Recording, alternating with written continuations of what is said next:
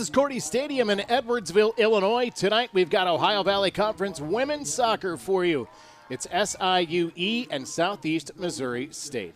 Both teams just 2 wins on the year, a couple of wins in the OVC for SEMO, 1 win in the OVC for SIUE, and these are 2 teams looking to get back on track. Joe Pod, Daniel Roedier, and Dan, these 2 teams, again, just looking for some points tonight. They love points, but they love goals. That's the main goal, ironically enough, for both of these rosters, and there's a couple individuals that are in a very keen position to take them in that direction. Let's start things off with our players to watch. They're brought to you by Justin's, the official recognition partner of the Ohio Valley Conference. For Southeast Missouri State, it's Emily Baker. She is not in the starting lineup this evening, but that's not uncommon for Emily Baker. She's starting on the bench, and she doesn't need to start in the starting lineup. Her 2 goals in the season, they came against UT Martin. They came in the final 13 minutes. They were the biggest goals, I think, of SEMO season. They were in conference play. They really established things as she's the junior from Alton, Illinois. She's got 2,400 minutes. If she gets play, which I believe she will, she'll hit 2,500 in her career as a junior. And those 2 goals, one off a set piece, one off a PK.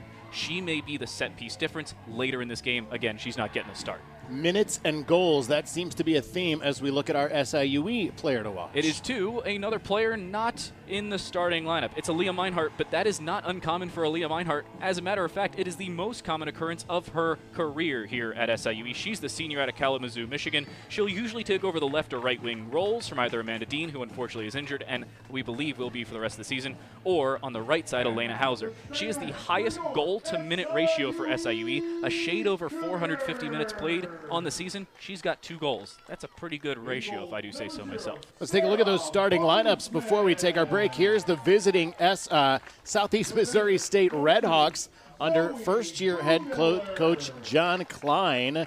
We'll tell you about their lineup anyway as it comes up there. There's their starting lineup, with Maddie Giesler back in goal. And again, John Klein, the former St. Louis University Billiken in his first year as head coach at SEMO. And actually the former Columbia College, both men's and women's head coach, as he took over the men's role and then created the women's team and was like, hey, I think I could just take the reins on both. He did until the end of the last season. SEMO job came open. He was like, hey, let me see what I can do there. And it was really nice to hear from him. Not only the Columbia College staff helping him in that fashion, but the SEMO staff really with that connection as well. A rare occasion for a coach to make the transition, get support from both sides. Let's take a look at the SIUE starting lineup under the 18th year head coach Derek Burton.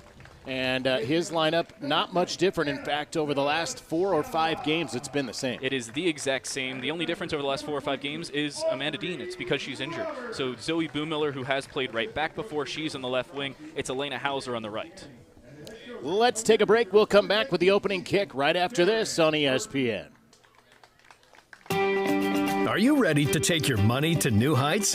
Get a flexible high-yield checking account that lets you customize your interest rate so you can keep your finances headed in the right direction. With Elevate Checking from United Fidelity Bank, you're in control of how much you earn. You can raise your rate with a few easy steps. Get more ways to earn more with Elevate Checking and start earning 4.00% APY. Learn more at unitedfidelity.com/elevate or visit your local banking center. In Kentucky, we're moving forward together. Our businesses are winning, and our families are thriving. Because Kentucky is a place where business is fast, but the pace of life is just right. Now, we're looking at a new Kentucky, one where good jobs and a good life are possible for everyone. Y'all interested? We don't blame you. So come explore your new Kentucky home.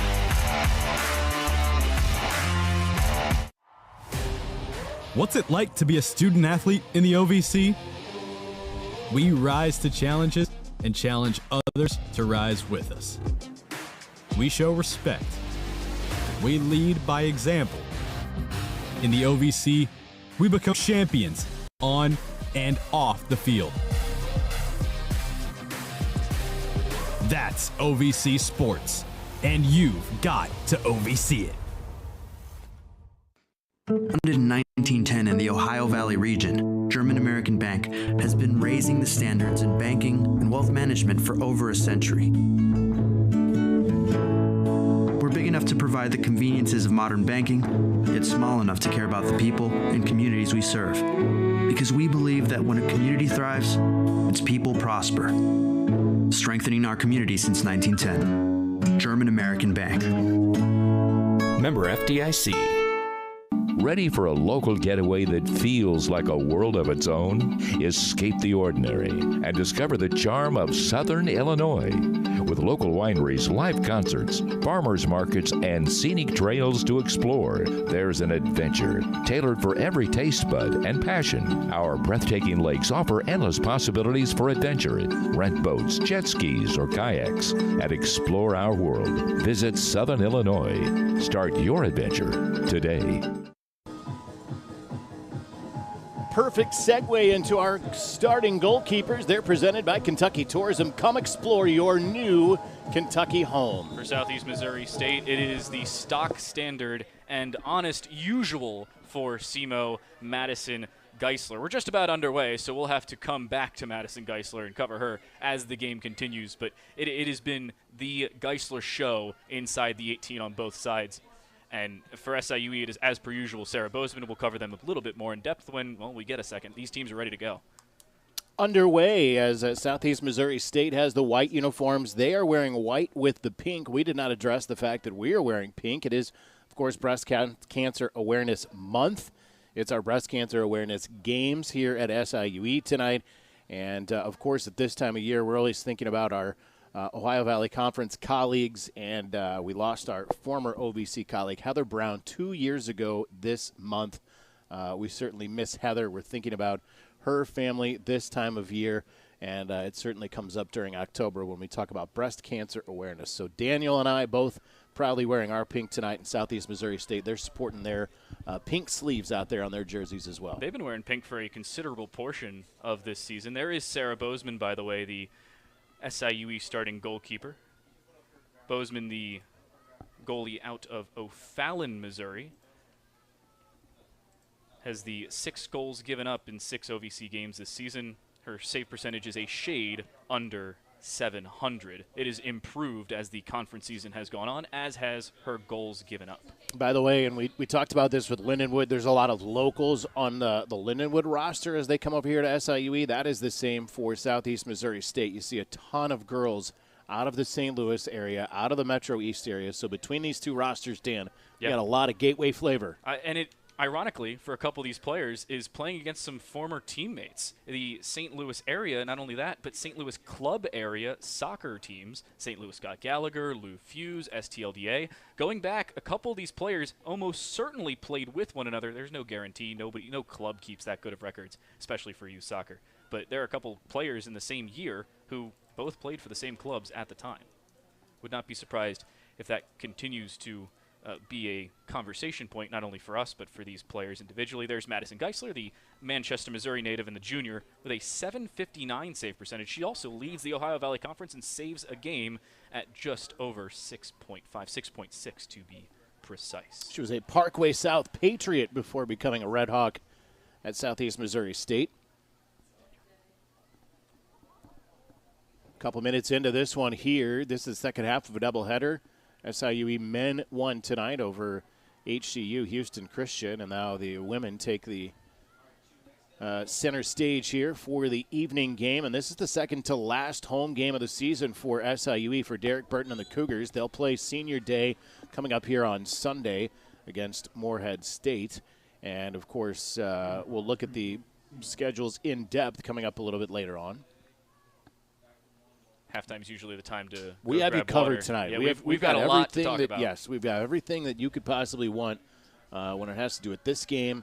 We'll tell you a little bit more about the standings. We'll tell you about what teams have already gotten into the OVC tournament, because we're at that time of year now where that is all on the line. Every single night is the chance for a tournament berth and to get points as the Cougars make a push with Hauser on the left side.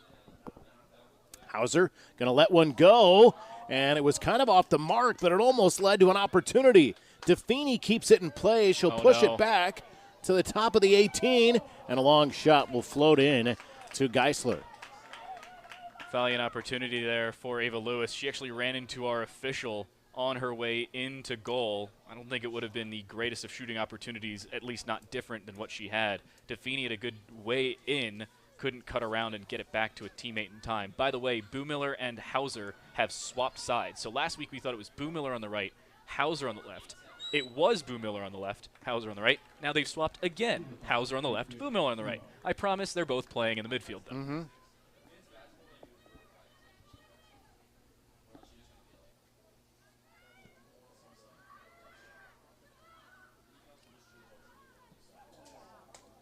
This one's going to come all the way across here to the outside.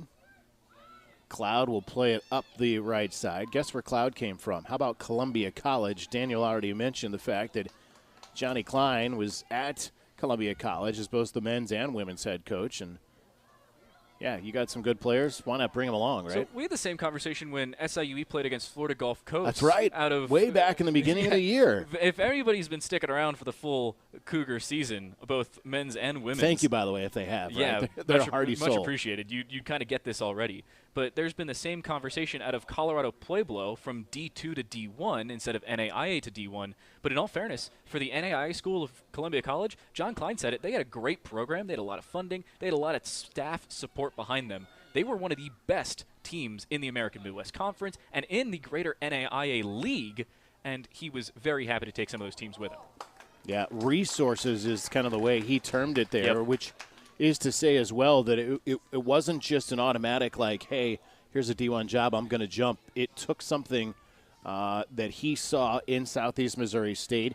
There was a relationship there between him and Heather Nelson, the longtime head coach at SEMO. In fact, I believe years. the only other head coach in program history. I believe she started the program at Southeast Missouri State. So there was an already established relationship there. So it is to say he had a great situation at Columbia College, and now he's into a really good situation. He mentioned how much him and his family have enjoyed Cape Girardeau already. You and I will probably have this conversation many times over, as SEMO's really looked like a good program thus far.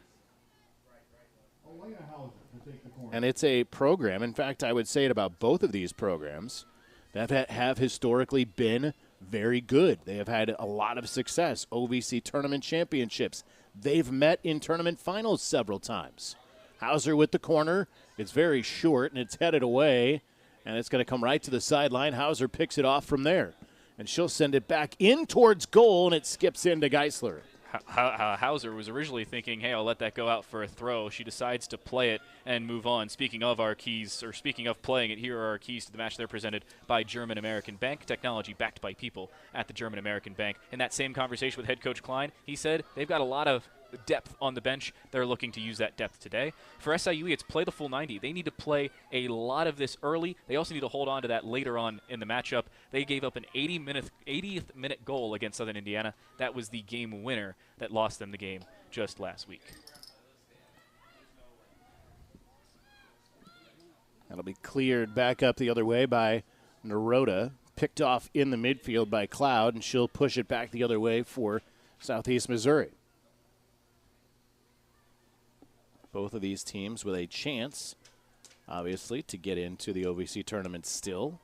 That's what we were talking about already.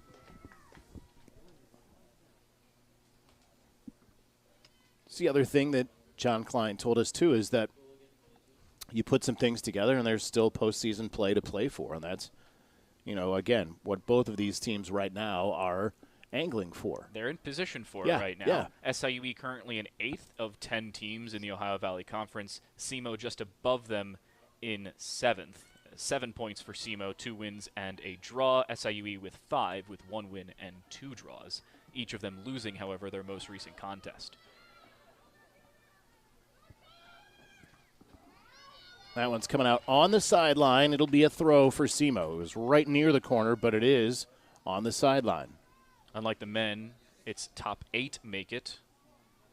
5 will play 8, 6 will play 7, then you play 3 and 4, then you play 1 and 2, then there's the championship. So there's an extra layer in the women's game because there are 2 extra teams. Which is a home game for some, too, by the way. Yep. That one drifted right into the 6, and then Hauser's going to help it out.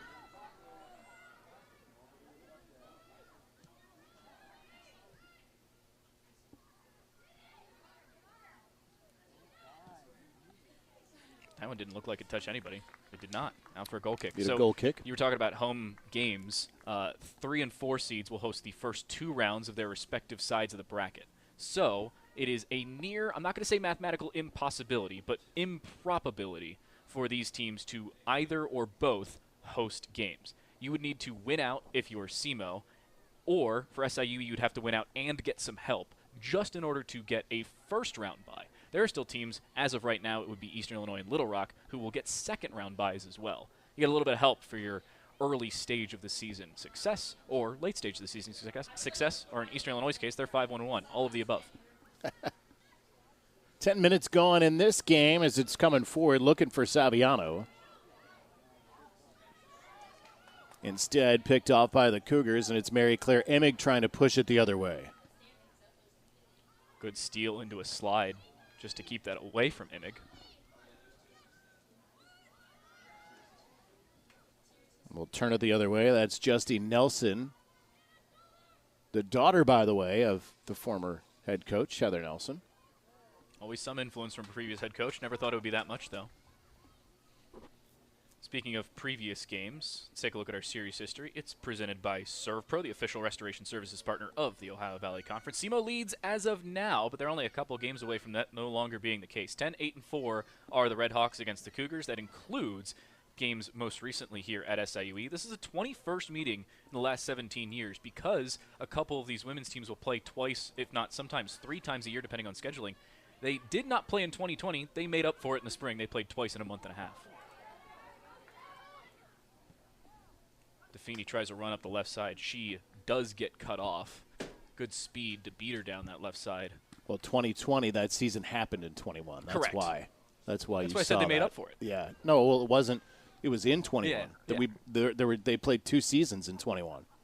Which, by the way, is still really weird talking about. Fall of 21, or you played spring of 21, which was 20, and then you played your regular fall of 21 as things sort of were getting back together. Can we just forget 2020 happened? Yeah. Is that an option? Right. Just delete it from all the stat books. Forget it happened. Please. Thank you. Much appreciated.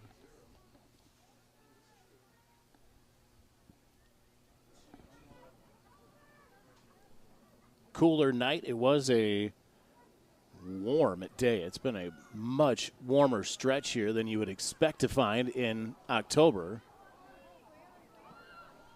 But it is dropping, and at least the evenings and the night times have been cooler. It will continue to drop, by the way. This will be the warmest day for at least a week. Mid-60s through the week next week. That's and some fine rain with on me. Saturday. I'm not okay complaining. with that. I'm merely stating fact. Kind I'm not of ready complaining. for that fall at this point. That we maybe had like a week of, maybe like It was like a week and a half in the 5, first 7 of September. days. Yeah, First week of September. very little bit. Hey, then we got back in the 90s. Here's what's going to happen.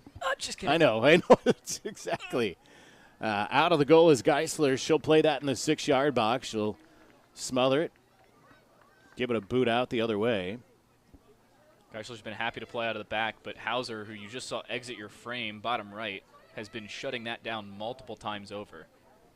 And that seems to be the philosophy for SIUE. Don't let them play out of the back if they're going to. They have to play through pressure. Good win for Hauser. Nice first touch. They have had 4 different players appear in goal for Southeast Missouri, and only 2 of them are on the roster as goalkeepers. The other 2 are field players, including Kayla Kerner, who is the feature forward up top, who has played 15 games in goal for them. Yeah. That's a lot. That makes sense. That's a ton. She's played more than almost 300 minutes in goal as she's had to fill in back there. Well, you haven't heard of the classic utility player, goalkeeper, midfielder, forward? Listen, there was a season like that SIUE had that same situation where they lost their goalkeepers. They had a field player in goal, and then the field player got a red card in a game. She was the starting goalie. Yeah. She gets a red card, and now you're talking about going to get a field player as a backup to the field player who was in goal. For all of you who can't see Joe, by the way, he just put up field player or starter in air quotes. It was a lot. That's what I'm saying. That's what she was. Here comes the corner to the back post. It's going to drift through and bounce out of play over the end line. Ava Lewis was looking to get up. Looked like she had hold or was being held by somebody. Not enough to run a foul, especially inside the penalty area, but she's certainly not thrilled. She didn't get the usual height on her vertical that the NFL Combine would like to see. quick story, because most know that I'm also doing the SID stuff. So I was doing women's soccer way back whenever this was, and it was probably like 2010, 2011. Back when there was black and white television. It felt like it, but as that all played out with the field player in goal, and then you have to take that player out, replace her with another. Well, Shelby Hild, who is now one of the administrators of the Missouri Valley Conference, was the graduate assistant at Missouri State. And we sat up half the night on the phone trying to work through the stats so that we could get the participation and everything correct. I told her at the time, I said, you're going to be just fine in this business if you're willing to go through all this. She ended up being a full-time SID at First Kansas City. She went on to be the SID for Baylor women's basketball, like big-time stuff, right? Until now she's up at the conference level at the Missouri Valley Conference. But it's just one of those things. You got to that was how much she was willing to go to, the lengths she was willing to go to get the stats right, because it was their home game. It was our player, and we're trying to work it all out together. It shows you the personability and how far it'll take you as an individual, if not amongst your peers. That's one thing.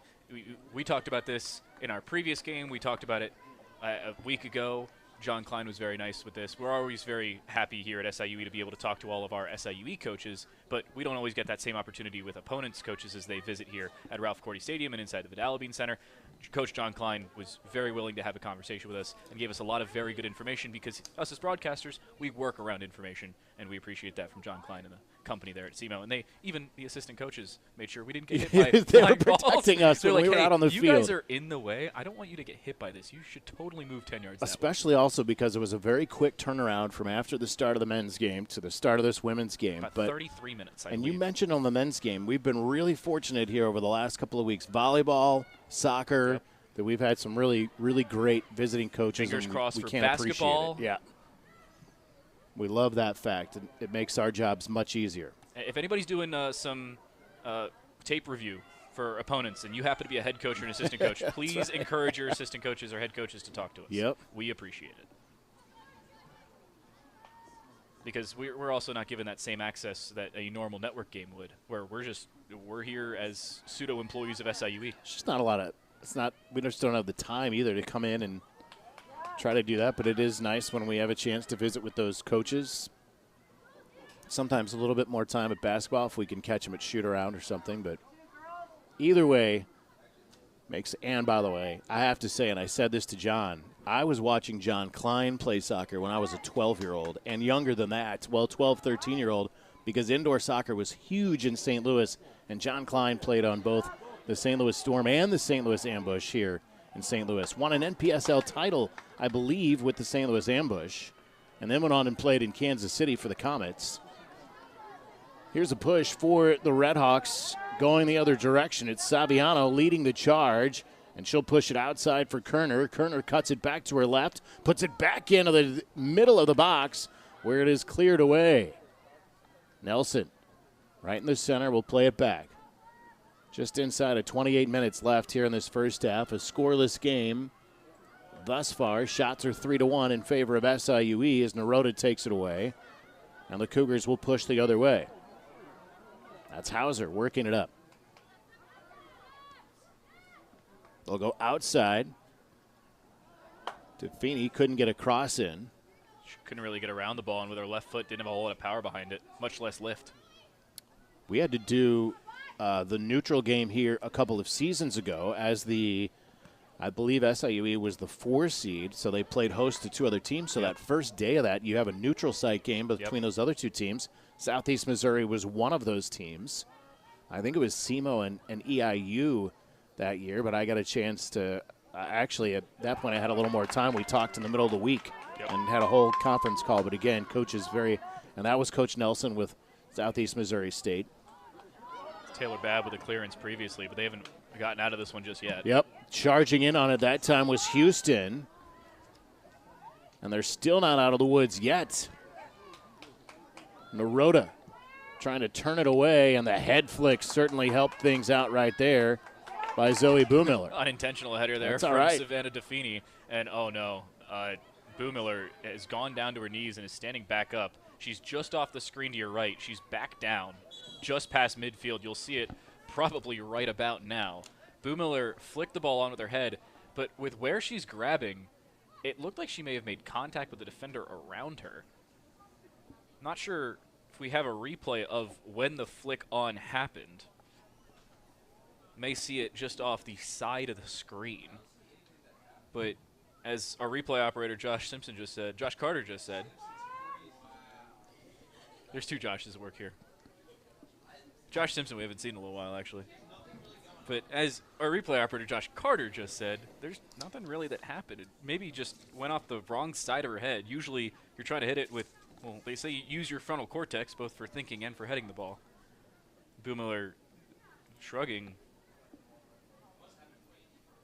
Maybe even to say, I'm not sure why, but we hope she's all right there on the far side. Jalen Javens is our athletic trainer for SIUE women's soccer, and she is out to take a look at Zoe Boomiller, who is walking off right now under her own power. So that is good, whatever the situation was. And they're sharing a little bit of a laugh, so that's also a positive sign. Well, we had that same conversation going into this week as Derek Burton said, we've had a couple injuries recently. For Amanda Dean, it was an injury that kind of built up over time, and the assumption for him is she will probably not return for the remainder of the season. May see that maybe at the tail end. It could be playoffs, but there's no guarantee. Kristen Keller, the backup goalkeeper. There are a couple other injuries for SIUE that are just starting to build up, and that is another winger. Boomiller is the replacement of Amanda Dean, who is usually the starter on the offensive side. So now, who is the replacement for the replacement?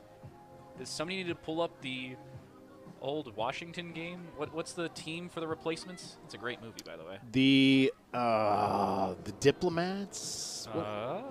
Shoot, what are they? With Falco as the quarterback, Keanu Reeves. Of course, Gene Hackman is the coach they bring in. Oh, man. What is their name? It is Sentinels. The Washington Sentinels. See, I was way off. Anyway, I remember it being Falco. That is a good movie. That is an underrated movie. I would agree with you. 26 minutes to play here in the second half. You know who I bet? I'm going to bet that this person appreciates that. Jose Garcia at the OVC, and I bet he's watching, or at least he's checking in. But if he is, I bet he appreciates that movie. He likes those offbeat movies. Gene Hackman, also underrated actor, by the way. Oh. Keanu Reeves is correctly rated. He's correctly rated. He is correctly I don't know rated. if Gene Hackman's underrated, because I think he's pretty highly rated. That one taken away, and back the other way comes Imig for SIUE, trying to force the issue. Savannah DeFini was letting it come to her. Maybe there wasn't enough on the pass. DeFini trying to elude her defender. And, well, she just takes the opportunity to knock it off her shins for a corner kick. The issue now for DeFini, she's been put up the left side a couple times. She is not left-footed and has had some issues with her left foot in creating opportunities. Shooting and point blank, she's fine. Controlling, yeah, sure. But creating opportunities on a cross where you need power, elevation, all that fun stuff, hasn't happened all that much for her up the left side, and she didn't have a whole lot of help behind her. There wasn't an option. It was earn the corner or don't do anything. Dude, first of all, this one's punched away on the corner. Now another opportunity, and that one is blasted near the top of the box. Jose Garcia texted me he had Sentinels because, of course, he's delayed watching the show. So he had Sentinels, and then you beat him to it to find the answer to that. So I knew he would be checking in. Some omniscience from Joe Pott. But he hasn't told me yet if he is a fan of the replacements or not. Here comes SEMO again with Saviano on the right side. Ali Saviano looking to cross. Nope, she'll cut it back to the top of the box. Kerner will take a shot, and it's blocked. And then cleared away. DeFini was waiting at midfield. Savannah DeFini is off to the races, but tracking her down is Cloud. DeFini does get a shot away, but it's right on goal for Geisler. Told you she's a good left foot to control, but she lost her balance when she took the touch. That's what allowed Cloud to catch up. Great opportunity on a sell-out header, by the way, for Anna Zakella, who has not seemingly fully recovered from the sprint she just went into to create not only the great defensive effort, but the counterattacking opportunity. It doesn't seem like it's done just yet. It might have been Shroom, by the way, who ran her down, and then they're saying she got the ball. It looked like it bounced. I think that's the right call. You can hear the displeasure from the Cougar crowd, but the foot was stuck out. It definitely got the ball. It bounced up a little bit, albeit not by a whole lot. But you'll see it here as it goes through. Watch the ball as it passes the defender. You'll see it elevate just a little bit right there. You see how it went off of the defender and then the foot of Claire Naroda. It's a good no call from our center official, by the way. And the thing is, fans just see Claire Naroda upended. Upended, correct. And so that is what they're looking at. They obviously don't have the benefit of looking at it back like we do. And I 100% agree with you that was a clean play. And it's unfortunate. And that's not to say that sometimes those aren't going to happen, but it's not a foul. It is a contact sport. Throw in for the Cougars. Hauser at the top of the box. Well, she wanted to let one go, but it's going wide. Oh, there's Meinhardt, by the way. Yep. She was the replacement. We had that whole conversation. Nearly never ran out who it down. That's right. Taylor Babb will put it back in the mix, right into the top of the box. It's headed once, headed again. Hauser going to chase it back. Nope, she's going to let it go, and Imig got a left foot to it, but didn't get much behind it. That's going to end up outside the area. Goalie can dribble it in to hold on to it, and just wanted to make sure she had the space to do so. Yep. So she can pick this up. She had some support back as well from her defense. I gave credit to our official, never named him. Marcus Johnson's our center referee for this evening. Douglas Kurtner and Paul Marconi are our assistant referees, 1 and 2 respectively. Peter Kavanaugh is the alternate official and fourth official for this evening, all hailing from Nisoa. 21-25 as Meinhardt makes a run. She'll push it ahead for Defini. Savannah Defini, the senior on the outside. Defini will send a cross into the middle, and it's headed away. Not quite out yet. Lewis trying to play that right back in for SIUE. Another opportunity. That one will sneak through and out of play on the near side. So a goal kick and 2 subs coming on for Southeast Missouri State. Melissa Kubin and Haley Hagenmiller. Kubin out of Lake Zurich, Illinois. That's up north. And Hagenmiller out of Imperial, Missouri. Missouri State transfer from the Missouri Valley Conference. She decided one valley is slightly better than the other, it seems. Well, Murray State, a longtime OVC member, a founding member of the Ohio Valley Conference before they left to go to the Missouri Valley.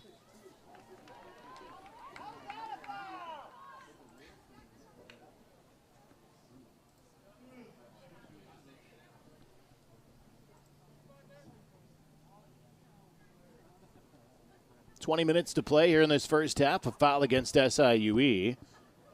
Klinkhart will take the free kick for the Red Hawks. She'll play it back. It comes back this side for Zoe Houston, and it's taken away.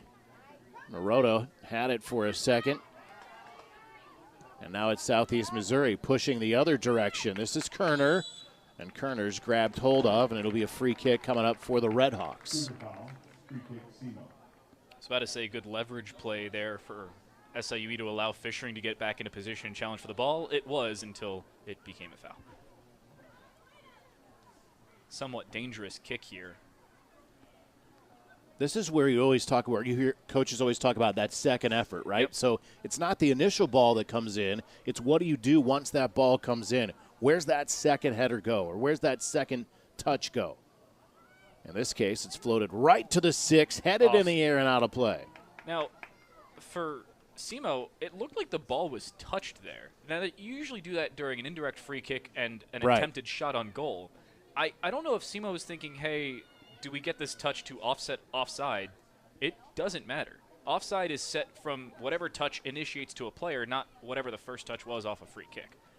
I really don't know what the decision was. Maybe allowing the player who was going up for the free kick to then dribble if they wanted to, giving yourself a couple more options. It didn't look like anything in that direction, but could be the option created and something to think about later. Imig boots this ahead, and it goes right off of Defini's head. Now it's SEMO trying to push it the other way, but Ava Lewis steps in the middle of it. Lewis will go the other direction for the Cougars, trying to cut it back in the middle. Imig again. She'll play it outside, and it's picked off by Kerner. 18 minutes to play here before halftime. You hear this a lot from head coaches, is right idea, wrong execution. Good idea there for SIUE, but here's the execution for SEMO. Into the box. Racing in on the right side. And it was taken away before Hagenmiller could get anything behind it. Good play to keep it alive and turn it around. SEMO's not done with this. Oh, this one is a fool. Looked like it was going to be a fortunate bounce right to Kubin, who then ultimately is upended as well. Throw in coming up for the Redhawks. Zakella again the one to sell out for that play out. That time out of bounds rather than out of trouble. The toss by Klinkart coming up. Look at that throw. Almost got to the 6. And then a blast in that will get deflected, but come right to Sarah Bozeman. That came from Sophie Schroon. May very well be the first shot on goal for SEMO, depending on what angle our official stat keeper has on that side. We'll see what the official number is, but it's 4 shots on goal on 5 total shots for SIUE and 4 saves, notably enough, for Madison Geisler. That's SEMO's 3rd shot. Still TBD on whether it's a shot on goal.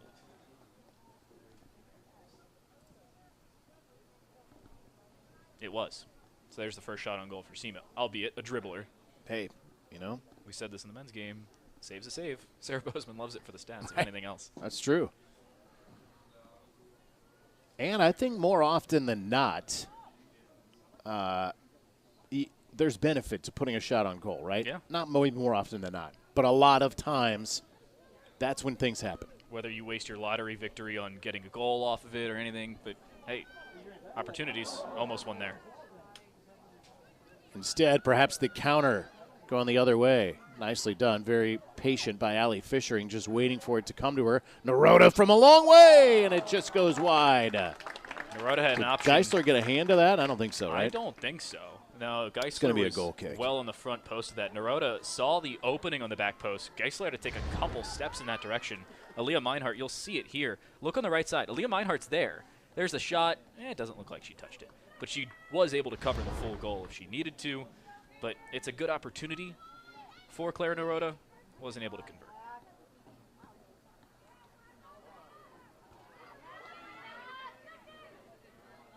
Two separate headers, one in the midfield by SEMO. That sets this up. Does that stay in play? No. Just ran out ahead of Kayla Kerner again. Kerner, the Swiss Army knife of the SEMO roster.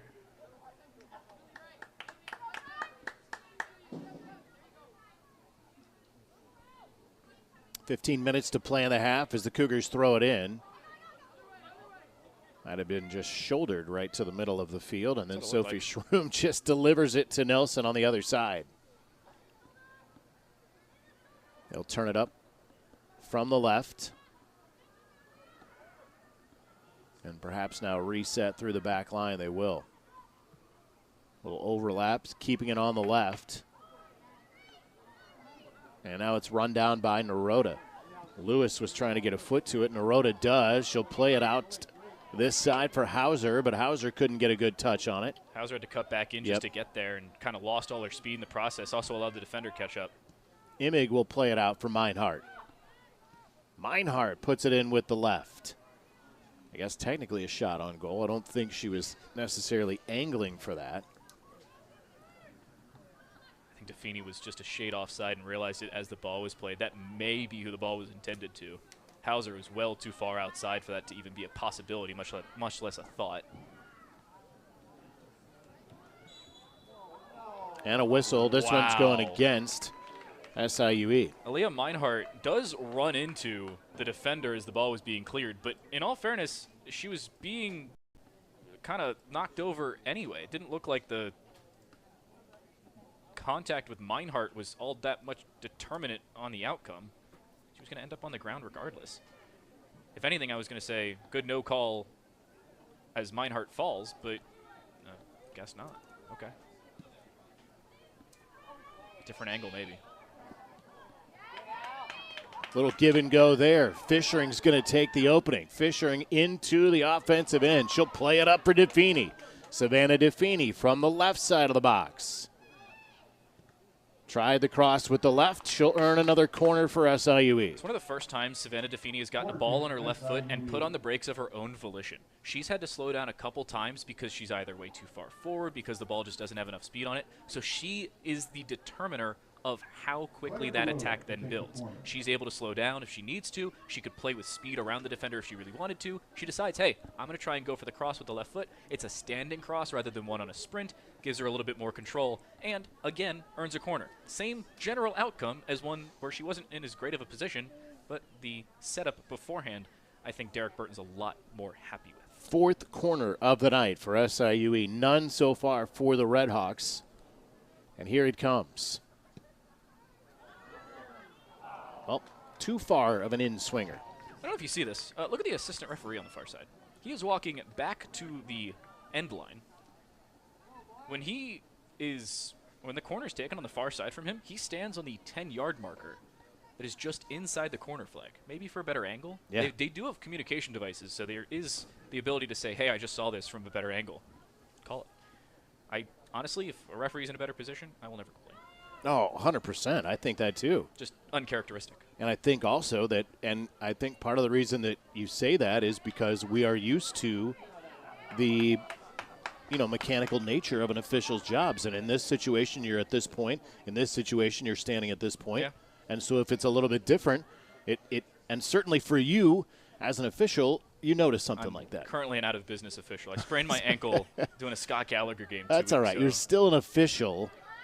And you still recognize if there is something that's a little bit like I told you once that we have an official who is here who will run the center, but her ARs run opposite sides. If my ankle feels better, I've got 3 games with her next week. And she'll have her ARs run opposite of her. Instead of running on her right, they run on her left. And it is very disconcerting as someone who watches a lot of soccer. I haven't seen it, nor have I I told her, experienced though. it. We spoke about it after a game one time that it. And she told me the whole story and how it developed. And basically, once it got going that way, it just has never changed. And that's the way she likes it. And so, okay. Naroda. Good hard cross in there, but out off her line nicely, Madison Geisler. DeFeeney, the one who crossed right in front of Geisler. The backside, it was Hauser again. I'm not sure if Hauser would have gotten there in time. Looked like she was kind of being sectioned and shielded off the ball, courtesy of Zoe Houston, the St. Charles native. She went to Francis Howell. Surprised she didn't go to Lindenwood, to be honest with you. There's a couple of Francis Howell alum that have and or do play for SIUE as well. Trying to come up if there's one currently, and maybe there's not. Maybe I was wrong about that. There have certainly been in the past, and there's enough folks from out there in the Westplex, including Sarah Bozeman, who went to Fort Zumwalt. That's a little farther out. Speaking of games I've got next week, I've got a Fort Zumwalt North high school football game on Friday. Do you referee high school football? Oh, No, you're I'm calling it. calling Okay, it. I was like, wait a minute, what? Nice head flick there. It's on the to-do list. Looks To like referee fun. high school football? Yeah, it sounds like fun. I just started reffing high school soccer. Might as well add it. More power to you. I just like getting yelled at. Evidently.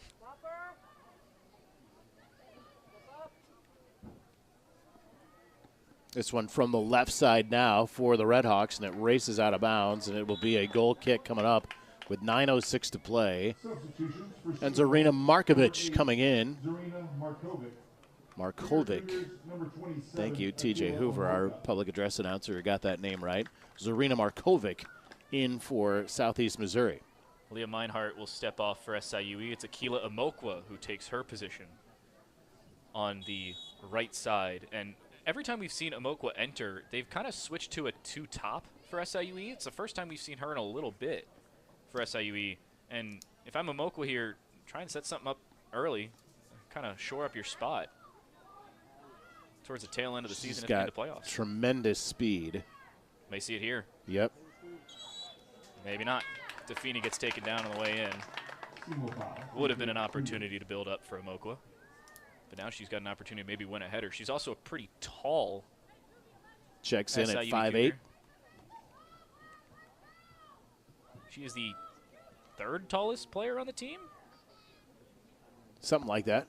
Yeah, it looks like that's about right. Audrey Roberts at 5'9". Zakella is even with Also her at 5'8". Yep. I don't see a single player above that. Zakella, who will take this free kick. She puts it right in through the box, and it'll skip right back to Geisler. So not much danger right there created by the Cougars. Geisler was ready to throw it way out to the left past Amokwa, but Amokwa tracked back quickly. Easy for you to say. Apparently not. Mm-hmm.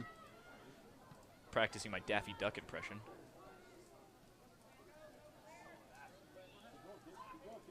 Naroda. She's got help to the right. May just take the shot herself. This time left-footed from 20 or so yards above the goal line.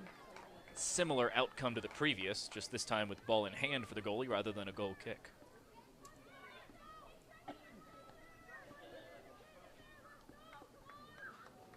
Geisler with the right foot.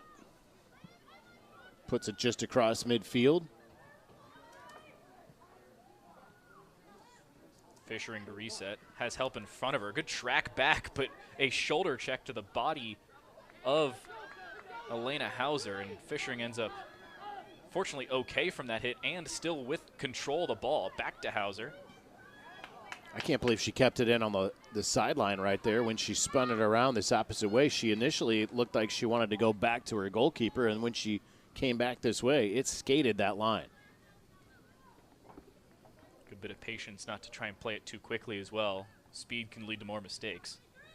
6.5 left here in the first half. A scoreless game. Another win by Fishering.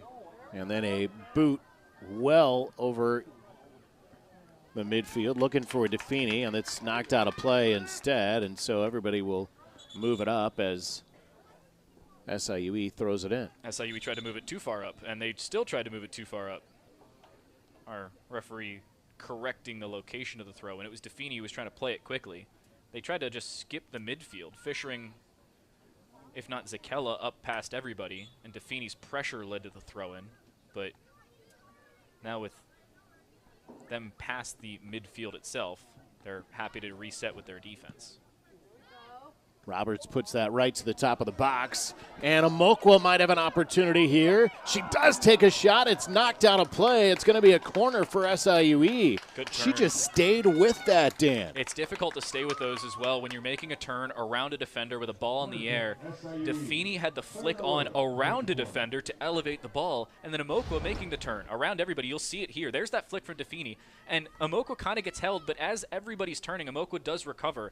Not only good sectioning off by Leah Amat, but good hold in front of the play just to defend it away. Look at the concentration in the 6. Everybody. Everybody. -4, and one of those is a goalie. 5, sorry. One's goodness. the corner kick taker. Well, here it comes. It will swing right to the top of the 6. Glances off ahead, but I think it was off the head of Mary Claire Emmett. Yeah, it was. She had the ball and said, that's not where I wanted to put Right. that. Yep. I couldn't read her lips. I'm almost certain that's what she said. Something like that. It was very paraphrasing, of course.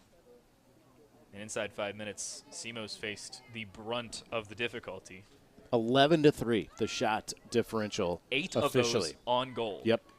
That is one of the higher concentrations of shots on goal compared to shots that I've seen this season.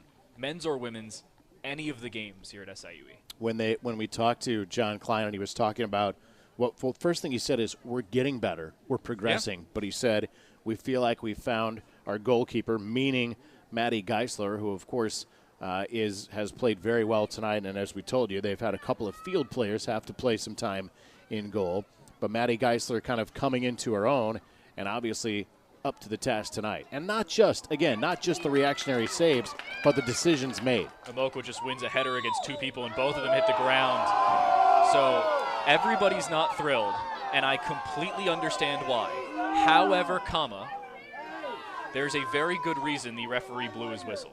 With Akila Amokwa going through 2 separate players and winning a header with both of them, there was head contact with both. You see that right there. Amokwa makes contact around the head area, and a player goes down. That player, I believe, was Carson Bowenstyle. Now, In all fairness. Klinkhardt, I think. Klinkhardt. Yeah. So Klinkhardt goes down, and she's grabbing her head. As a referee, number one thought is player safety. Are you ready to take your money to new? You're thinking player safety. But you're thinking to yourself, sure, the play can move forward. Akilo Mokwa has possession, yes. But for head injuries specifically, referees at nearly every level of the game are told if there is a possible head injury, it does not matter the circumstances, stop play, make sure the player's okay. Well, she's either one of two things, as I saw her come off. She either has perhaps lost a tooth or just blood in the mouth or nose area because she was hanging on. And by the way, Bonensteel took over for her, so okay. Bonensteel is a St. Jacob, Illinois native, right up the road. Went to Triad. That looked like a goal, but it's offside. So while Defini was offside, while she didn't play the ball, she was in the area of the play and influenced the goalkeeper. Definitely. If the goalkeeper sees that Defini's onside, or if Defini's 3 feet further back, she doesn't have to think about Defini playing that ball. Naroda then comes on to play it, but she would have been too late. Good call from the assistant referee. While Naroda was onside, Defini influenced the play of the defense and the goalkeeper. So, yes, nobody's thrilled. Yes, the fans are correct. She was onside, but the player who was offside influenced the play. Couple calls for SIUE that just don't go in their direction. One of them actually led to the other, so kind of offsets in that front. But SIUE would like a couple of those opportunities back. 2:50 to play and counting.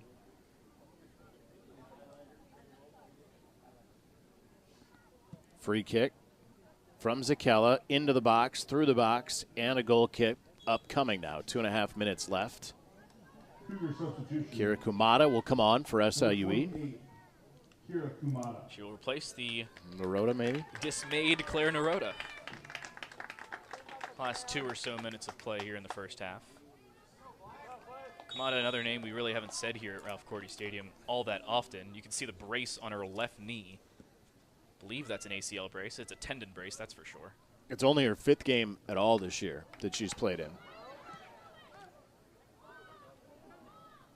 And only the 2nd, I believe, in conference play. Imig with a good ball to the left side, and it just was poked away. Hauser will run it down, and she keeps it on the end line, puts it into the middle. Komoda, just in the game, will win a corner for the Cougars. SIUE not in a rush right now. They've got 90 seconds, but we've seen this here at Ralph Cordy Stadium before. A team slowing things down, tail end of the half. They're not in a rush to build up for the corner itself, but there's still opportunities that are created off the corner.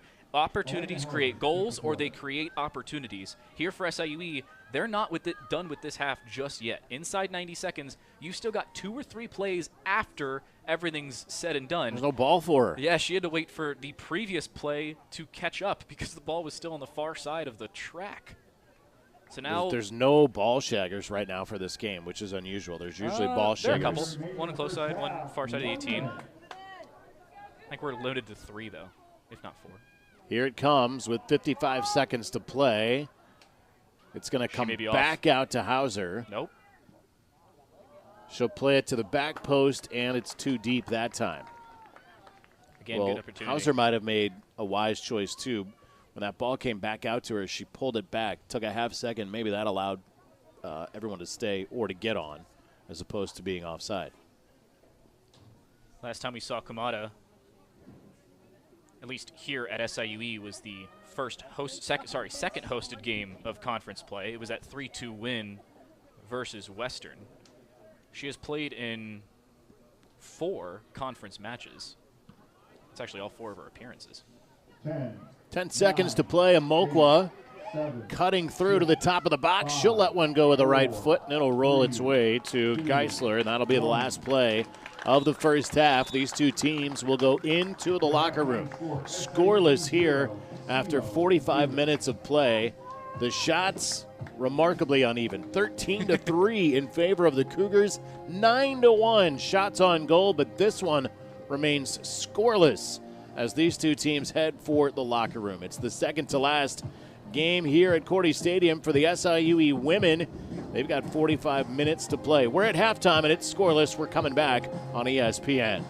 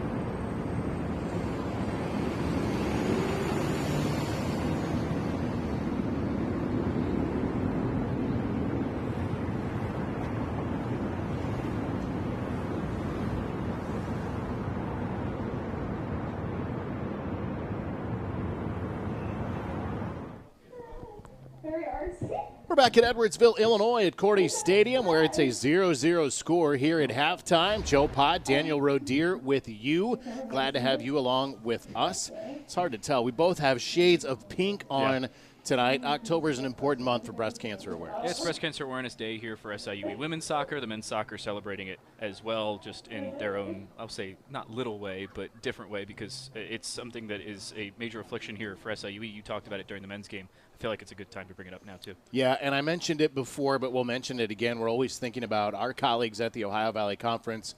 We lost a close friend and a colleague in Heather Brown almost exactly 2 years ago. It's been just a bit more than 2 years. It was mid-October 2 years ago. And so we're thinking about Heather Brown certainly when we think about breast cancer awareness, but we're thinking about all those that fight and are fighting for it, and hopefully they continue to raise all the money needed. It is spooky season, but it's also Breast Cancer Awareness Month. Halloween around the corner, but not something to forget as well here at Ralph Cordy Stadium in the Ohio Valley Conference, and just above and beyond the game of soccer as well.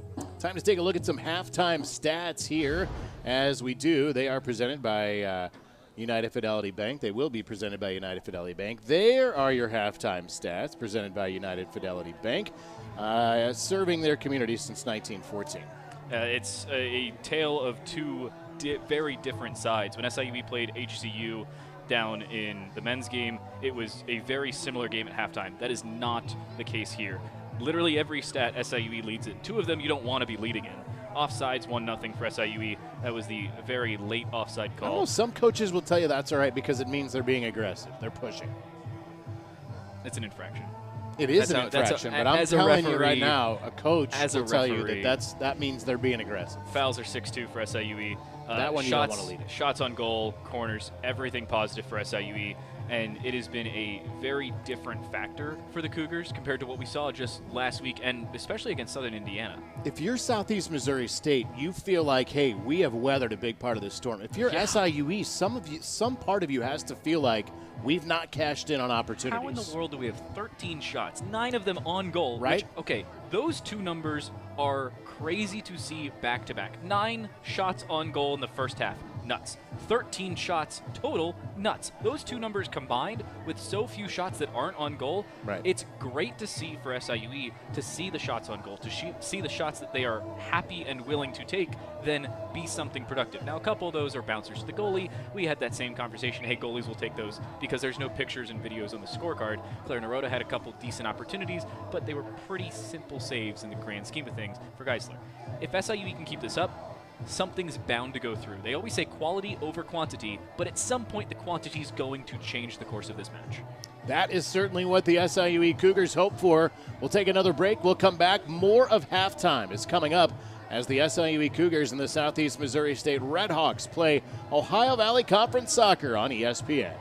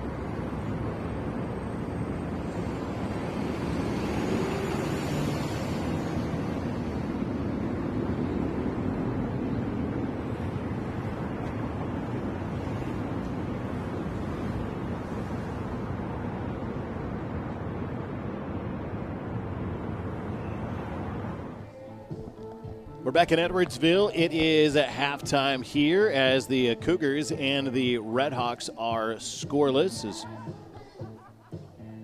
Let's take a look at our news and notes. Around the Ohio Valley Conference, it has been success for a lot of schools. Not only SEMO and SIUE most recently, but SEMO specifically, Baker, who we haven't seen a lot today, with that one of the 16 multi-goal games. Now, unfortunately for the Ohio Valley Conference, they're like, yeah, we've got a lot of goals. Some of those are against other Ohio Valley Conference opponents, something to keep in mind. Very much notably in that front is Alex Teta there for Eastern Illinois. She's 9th nationally in game-winning goals, which is arguably the most important stat after goals scored, period. Maybe assists factored in there somewhere. And again, the 2025 Ohio Valley Conference Championship is set for October 30th through November 9th. Let's take a look at the Ohio Valley Conference standings to see who may very well end up hosting a couple of those games. They are as of like an hour ago. We did some of these right before the game started. There are a couple of games that already finished here today. Eastern Illinois, they have one loss. Little Rock, while they are unbeaten, they're still a game back in the or a point back in the standings. 5 teams going into this weekend. So at the start of play tonight, had already qualified for the OVC tournament. Moorhead dropped their game earlier today. That qualifies Lindenwood for the OVC tournament, and no seeds yet still have been determined.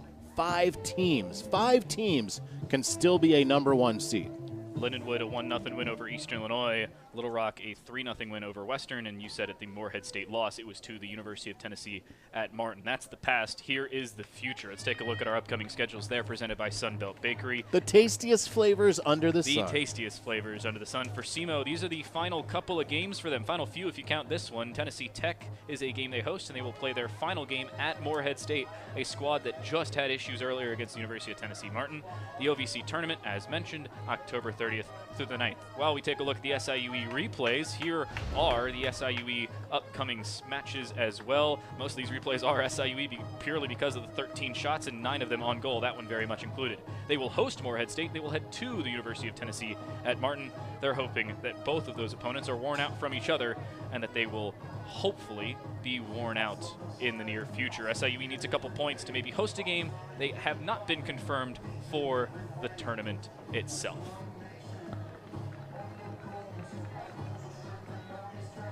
Get all of ESPN College Soccer all in one place with the all-new ESPN app. Unlock with the ESPN Unlimited plan or log on with your TV provider.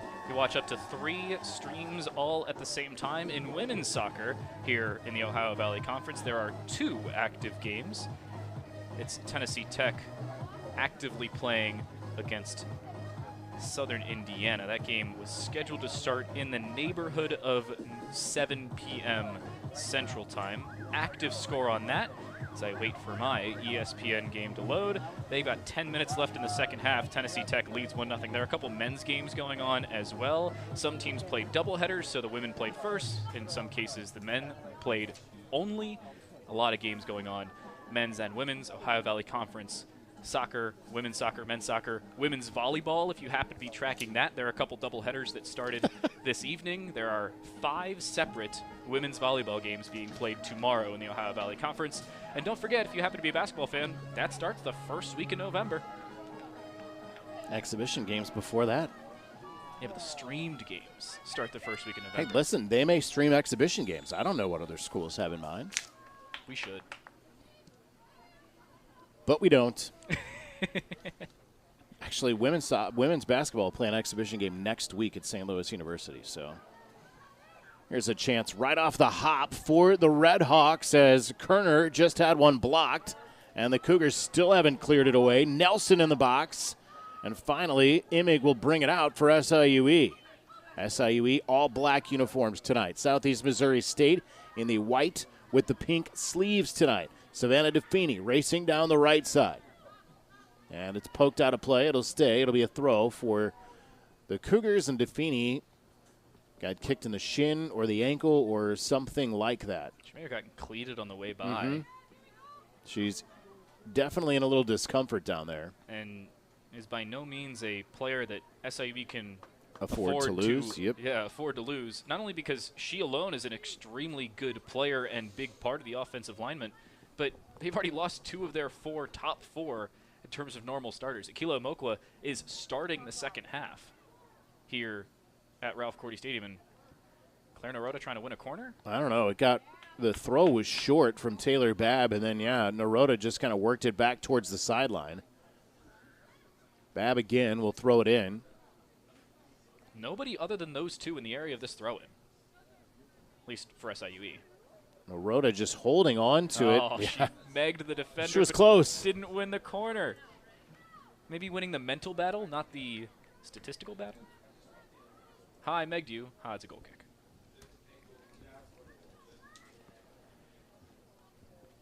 Madison Geisler.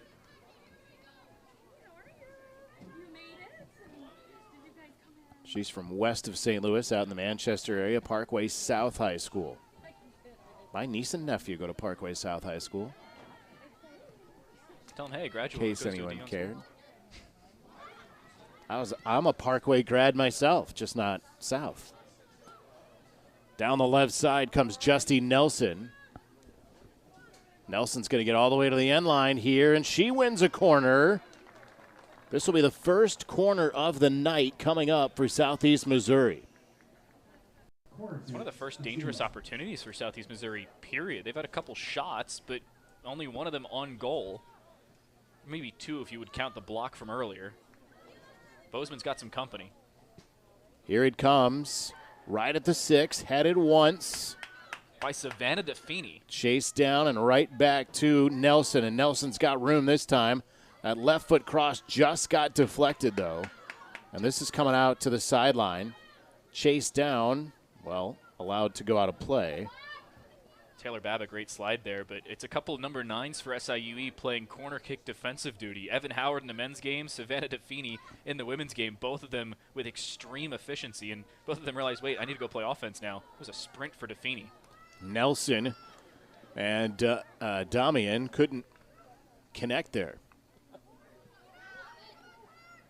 Maya Domian, freshman out of Cape Girardeau.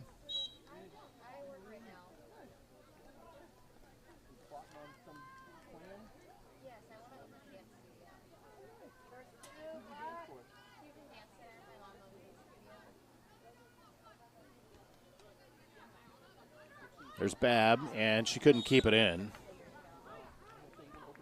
Domian, while she is out of Cape Girardeau, she did still somehow play for Scott Gallagher. Not sure if she made the long trek up 55 on a somewhat daily basis. I think she probably would have, yeah. I mean, even at the MLS Next era, nowadays, there are people who make daily drives. Zakella plays this one over the top. DeFeeney inadvertently kept it in play for herself. The clearance went off her forehead, I think. And then she got the cross in there and runs over the corner flag. Anyway, keeps it for the Cougars. Another fortunate bounce. The shot off the crossbar. Imig just missed. This is Hauser on the backside. Goodness. Shot off the crossbar so jarring it broke our camera. And another opportunity for SIUE just shut down by the woodwork. The 12th man, or 12th woman, has now stepped up. I don't know what SIUE said to the crossbar over practice this week, but now the men's and the women's team have both been shut down by the same crossbar within 2 hours of each other. That's Naroda trying to work her way in, and finally it's just cleared out of play by Shroom.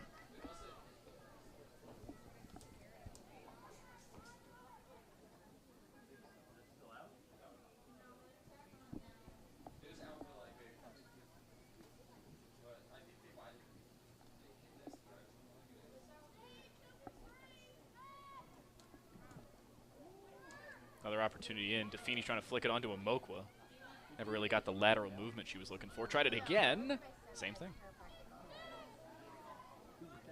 That's not a good clearance, and it comes down and went back, but they eventually do get it cleared. Babb will throw it in from midfield. 5 minutes gone here in this second half. Shots are now 14-4 in favor of SIUE tonight. I've never seen so many balls not cleared or cleared off of a teammate as we've seen tonight. It's happened so many times on both sides, and at that Talk point, about banging the crossbar, but man, we are just having a hard time clearing it from either side. That one headed on by Lewis.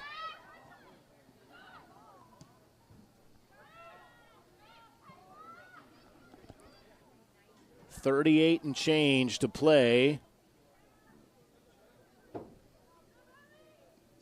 Again, I honestly feel like if the chances continue to mount for SIUE and the results don't, I think the pressure shifts to SIUE in that situation. especially given SEMO, well, I said it earlier, quality is better than quantity, but at some point quantity has to break through. If it doesn't, and you get a goal for the quality of SEMO, because they've had a couple pretty good chances, at that point you have to say, you're a little concerned if you're SIUE. Where are those chances going? Where's the opportunity when you build up?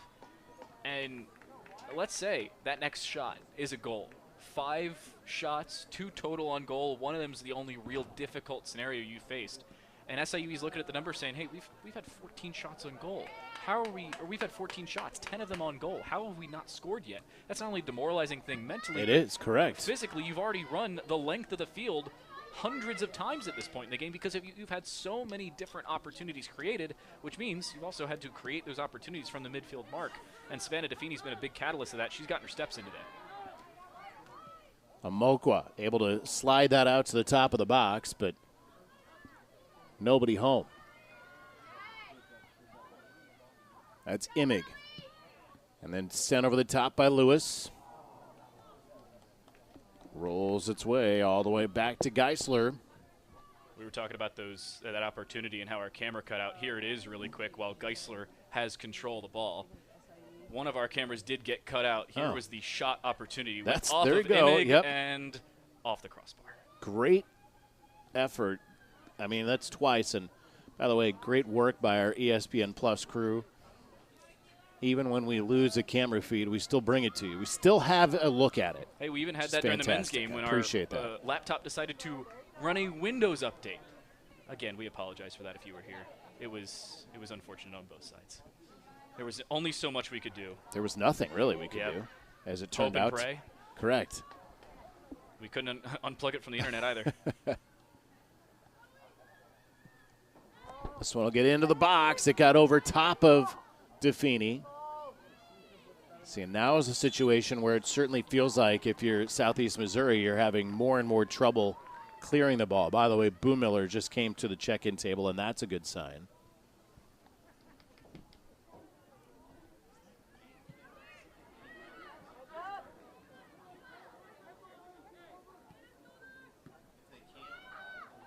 So Boo Miller at this point, she exited fairly early in the first half, and we talked about how they've been facing injuries on the SIUE side. One big name on that front was Amanda Dean, who usually held the other side of the front three. It was Hauser on the right wing, Dean on the left. Then Hauser had to take over on the left wing while Boo Miller went to the right. And at this point, SIUE doesn't have enough bodies to throw at the problem. There's only so many players you can roster for a Division I team. It's been long enough. I was worried that you'd lost her for the game at least. I was worried we lost her for the season. At least it felt like, though, the game. And at that point, SIUE, you said it, couldn't afford, couldn't really, I'm not going to say wouldn't be able to bear the loss, but certainly would have a more difficult time. And it's a team who's already had a fairly difficult time out and inside of conference play. They would rather not, to understate the obvious. Yeah, no question about it. So it is great to see Boo Miller checking back in. And she's in for Amokwa. So Amokwa earlier took over for Aaliyah Meinhardt. Meinhardt was the one who took over for Boo Miller early in the first half. I wouldn't be surprised if there was a conscious decision when they kept Amokwa in, saying, hey, we may use Meinhardt later. Let's try and put Boo Miller back in, see how she feels, play her through 15-ish minutes. I wouldn't be surprised if Meinhardt's the one who closes out this game as one of those front four for SIUE. What I think is encouraging is Amokwa, who gets minutes and gets quality minutes. This is going to be probably as many minutes as she's had in a game. here tonight, and she performed fantastically. And when you think about when you do have to go to the bench, we talked about earlier, Southeast Missouri, John Klein said he's got a deep bench. He likes his bench. Well, if you're SIUE and you go get somebody off the bench and they haven't played as heavy of a minutes load and they do tonight, that's a huge thing. For SIUE, it has been now the 13th appearance for Akila Imokwa. The most minutes she had was a shade under a half hour. That was in the 0-2 loss to Drake here at Ralph Cordy Stadium. She played 28 minutes. So she's closer to that tonight. I believe she's almost right on that number. I think she's at 20 right now. She's close to 20. And that's another name, though, I wouldn't be surprised if we see her again, because Hauser did not get a sub in that first half and has started the second half. So we could see Leah Meinhardt take over for Hauser. We could see Imokwa come back in. You're allowed one re-entry in the second half. So Imokwa can re-enter, and notably, Leah Meinhardt can enter, leave, and then re-enter. If she really wanted to, I doubt they're going to do that, though. 33. This is Nelson. 33 to play as Nelson brings it into the box. Nelson on her right foot gets a shot away, and she put it high. There was not a tip to that. I'm a little surprised there wasn't. Right. It was just one of those shots that she just got under, and that thing kept sailing for Justy Nelson, the junior out of Jackson, Missouri. The fact she gets the shot off at all is impressive. She was working it to that right foot. She wanted to open it up for that right foot, and she got a rip. She had to take a couple adjacent touches to get there, break around one defender, a second one who was already faced that direction. Now here comes SIUE. It's Boo Miller leading the charge for the Cougars. She'll send it outside, and DeFini puts it right on goal. What a save from Geisler, who pushed it over with her right hand. From this angle, it's always easy to see, oh, Geisler had it right over her head. She can jump up and put a paw on that. But the timing on this one, it's DeFini who floats it. The intention is to get it over the goalkeeper. Geisler times the jump well and then times the swat well as well.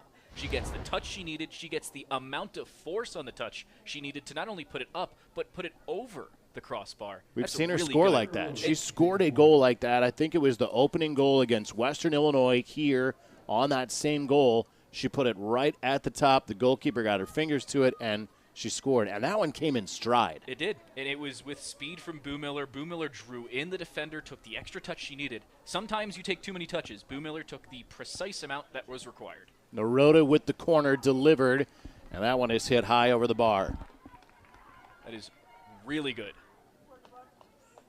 from SIUE, but even better from SEMO and the goalkeeping from Southeast Missouri State.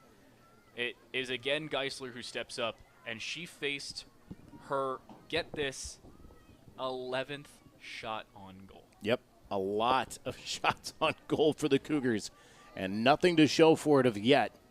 And again, if you're Southeast Missouri State, you have to be saying it takes only one. It takes only one to be on top of this game, 1-0.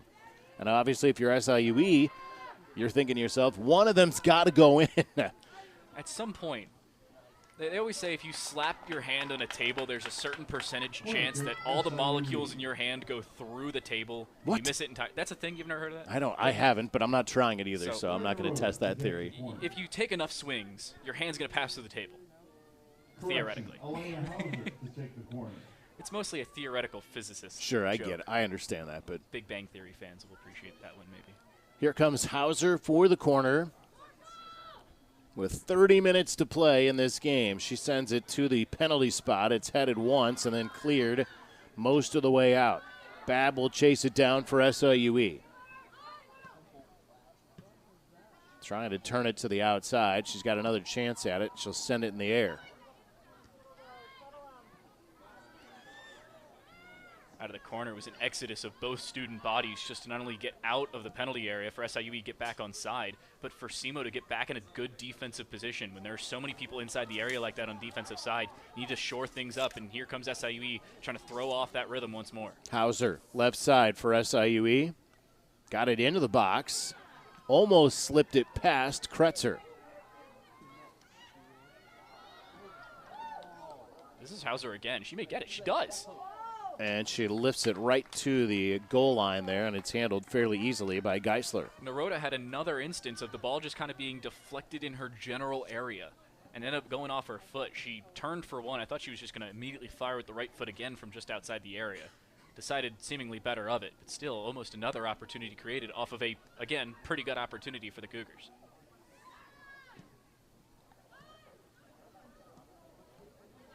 .29 minutes to play here.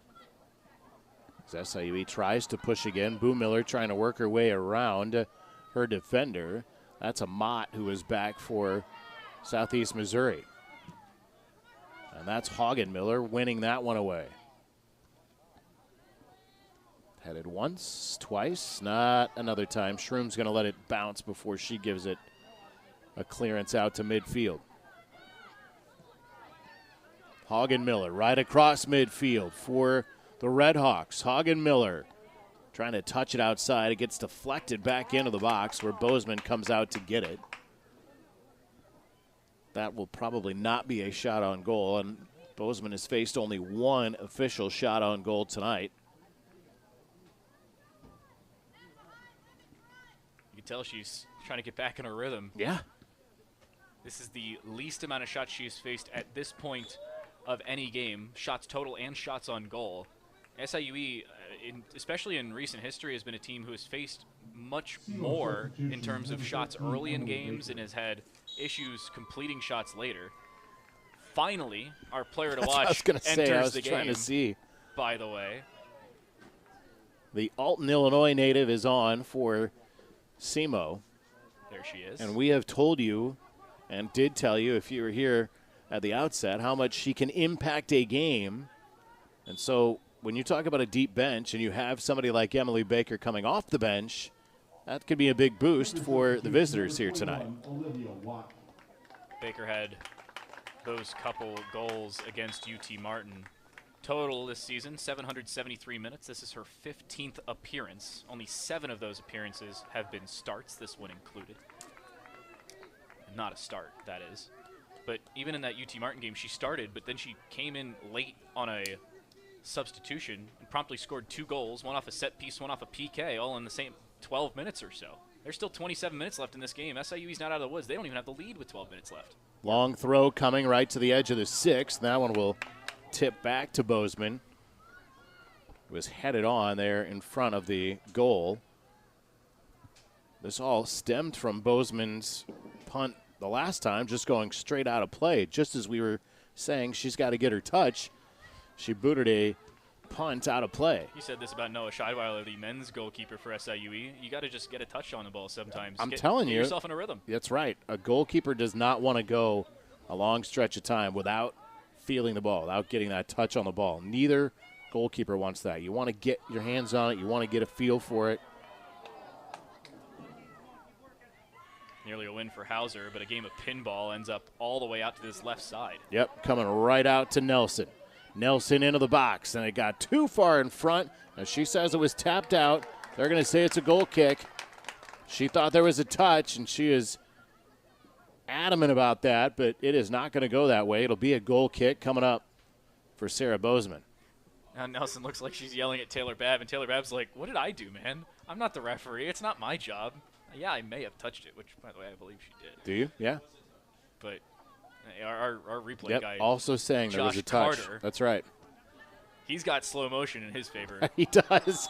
That's right. He can see all of the replays, even the ones that we don't show you, he can see, and he told us there was a touch there that should have been a corner. So they do win a foul here and win a free kick. There was definitely a touch there. She definitely ran into her back.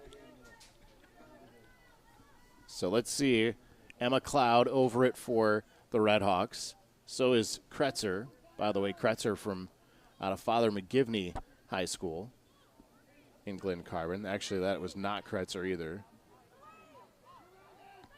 But it was Emma Cloud who took that free kick for Southeast Missouri. That'll bounce into the box.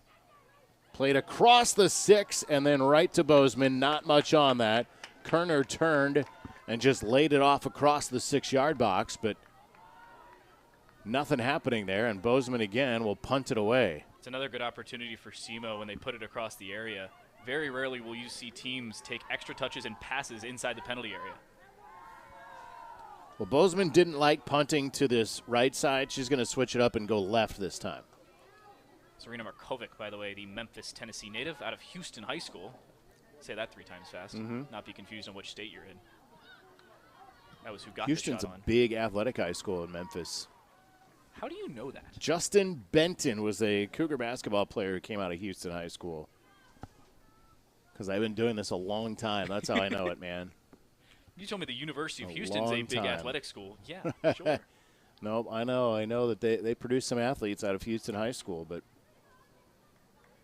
you do this long enough and you start seeing those schools that pop up more and more, and certainly regionally. And Memphis is close enough to Southeast Missouri State. Yeah. But you're not going terribly far when you look at, obviously, one of the things that you have going for your recruiting to SEMO is that you are close to Memphis. You are close to Little Rock. You are close to St. Louis. That's one of the cities that John Klein said, hey, yeah, when you're passing by a Cape Girardeau, maybe you're on a pit stop. That's what he said. Gas. What do? You stop for gas. But then he admitted, too, that him and his wife have settled in. They really enjoy Cape Girardeau. But that's what he said. He goes, otherwise, when in some of his travels, he's like, it's a pit stop more than anything. But until you realize what you're missing out on when you're not living there. So, yeah. Hey, exactly right. In all fairness, there was a time where the Edwardsville area was a pit stop Oh, for gas sure. on the way into the 100%. That is 100% true. And I'm not even from here. It was a little gas station stop on Route 66, as a matter of fact. It goes right through downtown. It does. It does. And so, no, that's exactly right. And I think that maybe there's plenty of people out there who haven't had the chance to get into Cape and certainly get into the downtown or certainly on campus and see what it has to offer. We're lucky enough in the Ohio Valley Conference we get to. That's probably a... No, it's not. Okay. Our official waved his hand saying, get up. That's a good body put on by Taylor Babb. She stepped right in front, or right across, I would say. If she stepped in front, it's probably a foul. She stepped right across the SEMO player. So a SEMO foul afterwards. Here We're going to get a look at both right here. Here's one. Babb right. Look at that. Perfect. I don't know. And the only reason that's I not think shoulder there's a to little shoulder, bit of a left forearm right there. So the only reason that's not shoulder to shoulder is because Justy Nelson was turning to try and play the ball in. Yeah, sure, maybe shoulder to chest isn't the greatest of angles. I think there's enough of a forearm extension there that could have been called a foul. And this is the second foul.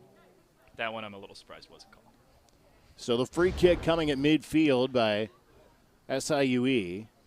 And it was taken by Zakella. It's a foul on SIUE right outside the box, so it'll be SEMO coming out with 21 and change to play.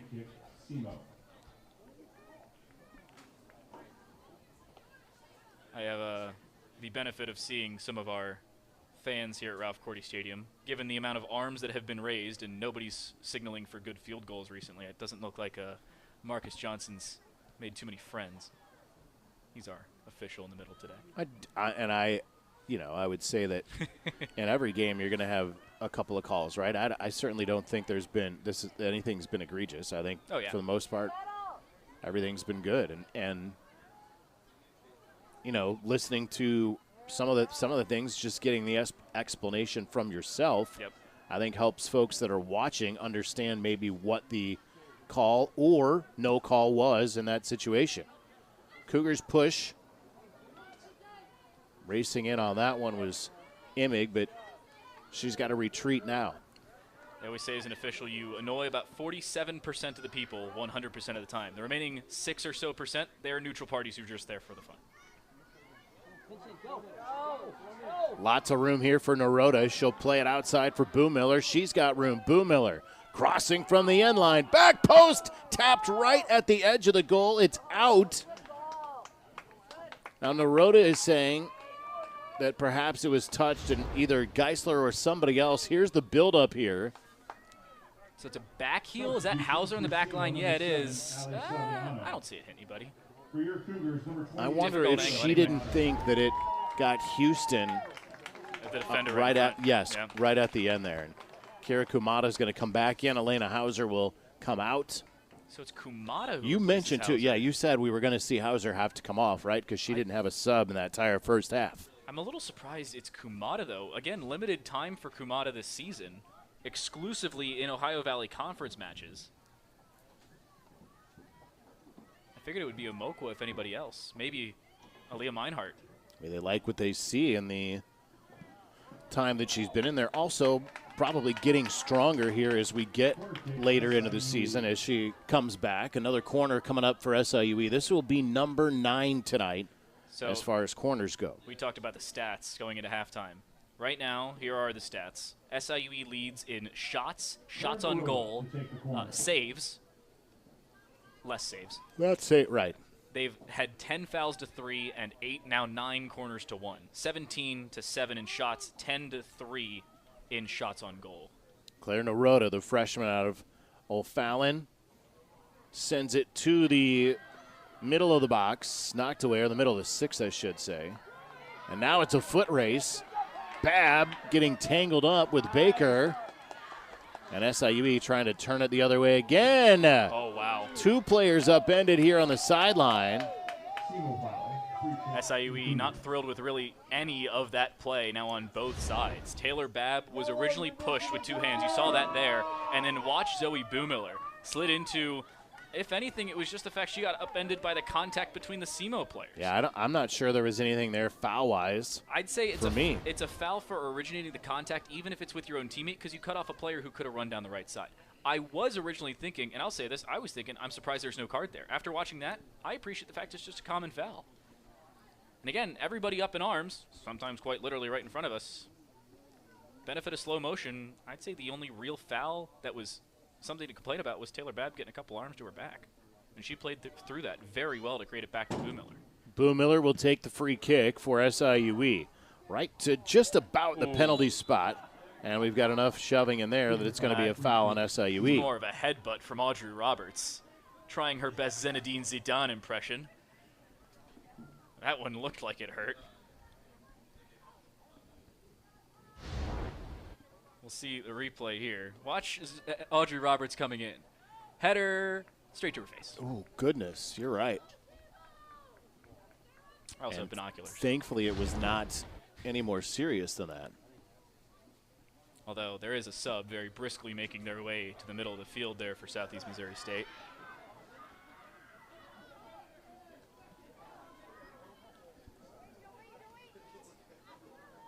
Boomiller trying to bring that back. In fact, she had to go back through Taylor Babb to Feeney. Got the head to it, but there was nobody in the middle of the park when she got that header off. Oh, Nelson just got her leg stuck in the turf, and that is, oh my gosh. She came racing over to the sideline and I think caught her cleat in the turf at the sideline.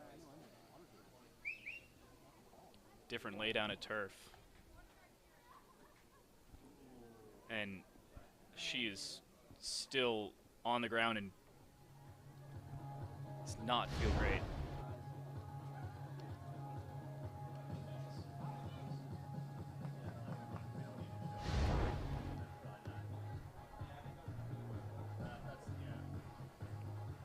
We hope she's all right. The previous head contact, by the way, with Audrey Roberts, that was the same concerning angle. And there was a sub that had made their way up to midfield for SEMO. I'm not sure if they're going to need a second one, but again, this is one of those concerning moments where non-contact injuries are always the most threatening, I think, especially looking long-term for individuals.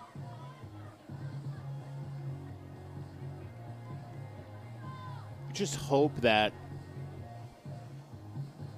I mean, obviously in the heat of the moment, that's a painful situation, and you know, whatever it is, if your momentum is stopped as hers was coming to the sideline.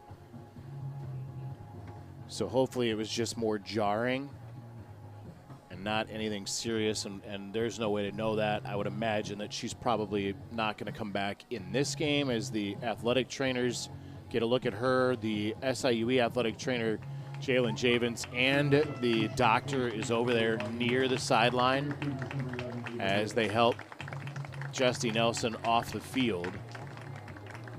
And see how she passes, as she passes there towards the bench, and wish the best. Certainly that it is nothing serious. Throw-in coming up here for Leah Amat. Well, everybody was hopefully recovering there. Ava Lewis, she came back in, replaced Olivia Watt. And then Hagen-Miller will take over Justy Nelson's role. They're up on the left side. Imig lost it, and she lost it to Kerner, and Kerner will slide it through, and they miscommunicated. Baker was going left. The pass went right. Actually, Baker was going right. The pass went left. Either way, they didn't connect, and now Boomiller trying to go the other way. She sends it ahead to Defini. Defini to the end line. Sends it towards the back post. Naroda, one touch, trying to turn, has a chance, didn't get a shot. From the top, the shot goes wide from Lewis. Good spacing from Savannah Defini. I don't know if you heard me. I said no help. She didn't have any help. Claire Naroda was still well outside the 18 when Defini took her final touch inside the 6 before the cross. Defini waited an extra second, took the cross, added a little more lift, a little less power, allowed Naroda to run onto the ball. She unfortunately just overran it. Savannah Defini did her job too well. Sometimes you can, unfortunately, do that. Good opportunity for Naroda, built back out. Another good shot for SIUE. Another good couple of shots, if anything else, for SIUE. The second and the latter of those goes wide. 15 minutes to play as Geisler hits it with the right foot. Defini again, a good flick on. And this is Naroda again. Naroda, another shot away! Claire Naroda strikes for the Cougars. Her second of the season, and the Cougars have finally found the back of the net. Opportunities create opportunities if they don't create goals. Naroda does not have to worry about another opportunity now with the lead just inside 15 minutes to play. Another buried. And all it took was one for the floodgates to open for the Scott Gallagher product and the true St. Louis greater area native, truly from O'Fallon, Missouri, or O'Fallon, Illinois, here on the Metro East side of the river. She's playing for the Metro East Division I program and taking full advantage of the time she's being given. What a shot on from Naroda. Far post, upper 94, if we're getting into semantics. That's a great goal for SIUE. Hey, it only took 11 shots on goal. Assisted by number 9, Savannah Defini. Told you the goal came in the 76th minute tonight. Told you it was a great flick on by Defini. I never thought it would turn into something so quickly for Naroda. For Defini, her first assist of the year and her team leading 7th point of the year. Naroda now has 6 points with that. She's got 2 goals and 2 assists. And I think she just got a yellow card. Trying to add herself to the scorebook in every way she can. So a free kick coming as we're inside the last 15 minutes here of this second half. It just felt like the story until that point. The danger was it was going to be missed opportunities for SIUE. Now, that's not to say that this one is over by any means. But if you're SIUE, you feel much better now that one of those, that you have at least cashed in on one of those opportunities. Audrey Roberts plants her head on the ball rather than opponent, immediately kicks it away, or knocks it away, I guess you could say.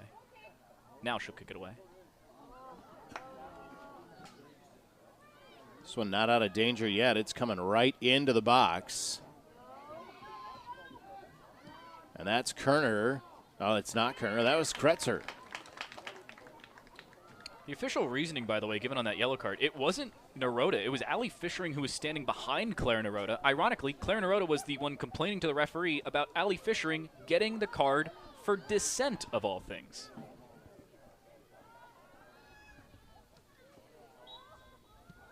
$13:35 left. And now if you're SIUE, it's about shoring things up defensively.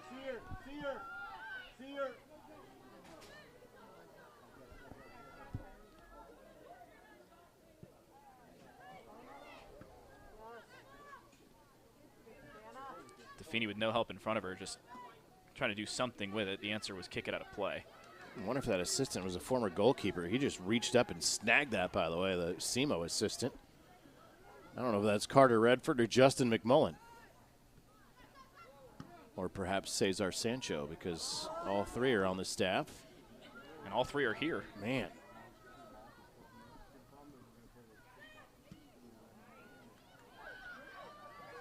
Olivia Watt is checked back in. She's standing at midfield right now. I wonder if she may take the reins over Zoe Boomiller. Listen, say what you will about traditional conference rivalries, but having a conference opponent basically 2 hours away, that's the benefit, right? You can have more assistants that maybe make the trip, whether or not, or rather than if this was a cross-country trip. You know, Rutgers to UCLA or something that makes perfect sense like that, right? Lots of whistles. We're going to get They're whistling subs just in. They're making sure the clock stops. That was the couple of whistles. We are inside 15 minutes, and in college, it is clock stops for subs by the winning team or leading team inside 15 minutes. Olivia I was right. Watt back on. It was Hauser back on. Hauser's going to go back on. I believe she's going to replace Zoe Boomiller, but Hauser did not opt play, so she will have to be a separate substitute. And Boomiller will, I believe, eventually leave the field. Though I'm not sure what is going on. That's a technicality. That one's a little bit much for me. Is it the clock is blood? Stopped? But yet you're going to tell a player they can't check on because they didn't check in enough time, and now they are going to let the sub on. And Zoe Boomiller will some of that eventually leave. Is a little bit ridiculous. So Boomiller will get the penny tossed in her chest. I get it if there was some legitimate time going off the clock or something like that. But in that case, it was so close anyway. And again, with the rule, the clock is stopped because the winning team is subbing. Speaking of subbing, by the way, looked like for SEMO it was Zarina Markovic who stepped off. In her place, Melissa Kubin. And she was just sent off by the referee. Was given the, hey, go that way. I'm not sure why. That's why you thought maybe blood or something? Yeah, that's why the clock stayed stopped, and Hauser was eventually allowed to enter the game. Hauser playing that one through. It almost found its way to the feet of Kumada. Kumada still challenged well enough to earn the throw-in. And Bab now to take it. There's Derek Burton saying, hey, play more outside. Develop as a squad outside and then maybe go back in. They were trying to do that to Kumada there. Instead, it's to Ava Lewis. Defini, rather, with their back to the goal. One shot, two shots, and right on it goes. And Geisler there to make the save. The first one was blocked. It came right back out to Kumada. And the second one was saved. Kumada must have had deja vu when she took the second shot. It was from almost the exact same angle that it got deflected off to her. 2 one-touch shots, one off a defender from the teammate, one off the defender and to the goalie. A good couple of opportunities, though, for SIUE. This is the second time this year that Geisler has had to make double-digit saves in a game. She made 15 in a game at Xavier, a Big East opponent. Here's a rip from distance, and that goes to Bozeman. That was taken by Hagenmiller with the right foot.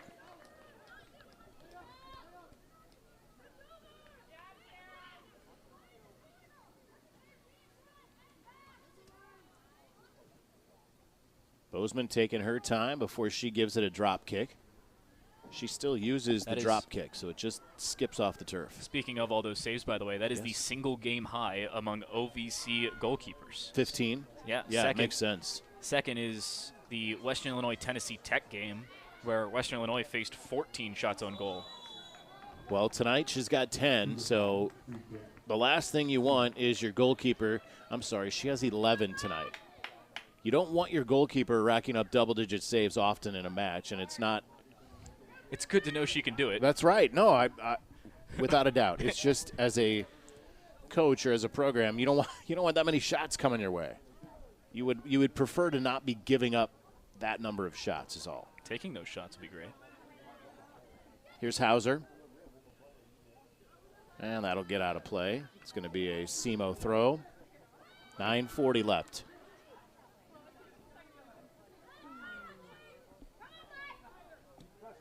Kratzer with a touch to the near side.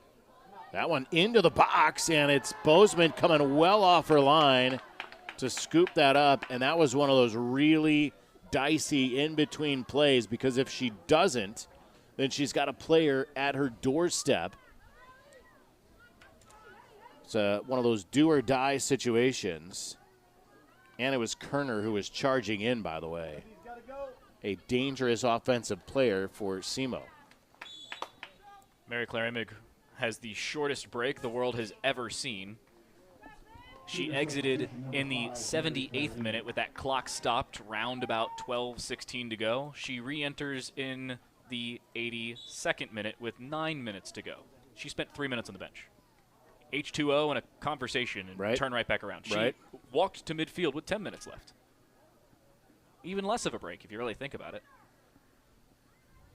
Big part of the center defensive midfield and for a very good reason. Babb will throw it in for SIUE as we're down to 8:45 left.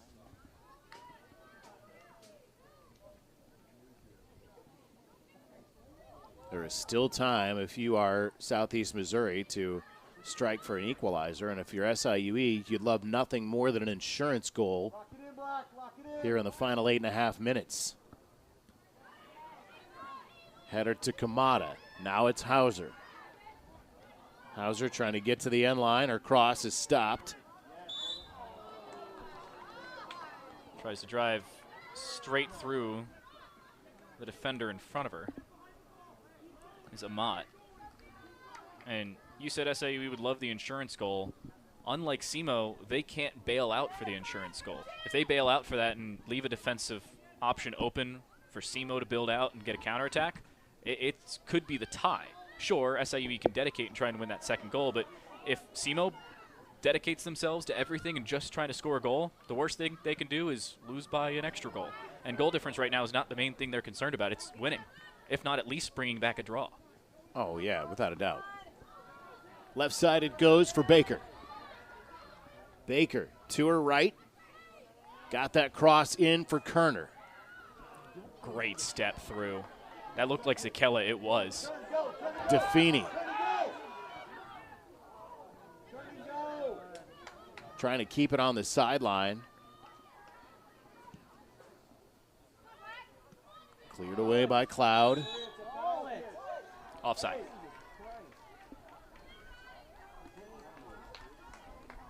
Everybody's complaining for the foul. It's just offside. 7 and counting for this one here. A goal in the 75th minute by SIUE. Check it, the 76th minute. Claire Naroda with the goal.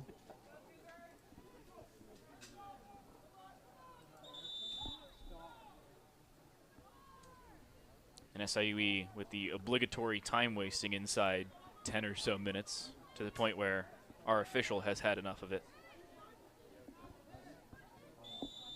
Marcus Johnson will stop the clock. Beckon SIUE to hurry up and move on, although I'm not sure what this one's for. Clock is already stopped. And I believe that's the general conversation amongst Derek Burton and company is, hey, you've stopped the clock. There's only so much delaying we can do. The only thing we're delaying is at what time SEMO returns back to Cape Girardeau. Naroda sends this one for the corner, and Hauser's just going to let it roll out of play and let the time continue to tick off anyway. And Derek Burton is having a conversation with our fourth official to clarify. Listen, you have two coaches here who have been at it for a long time in Derek Burton and John Klein. 25 seasons at Columbia College. Technically a shade under 50 seasons if you count women's and men's as two separate numbers. Left foot shot went just wide. Derek Burton here in his 18th season. He's made a couple trips around the sun here in Edwardsville and around the NCAA tournament and a couple Ohio Valley Conference championships.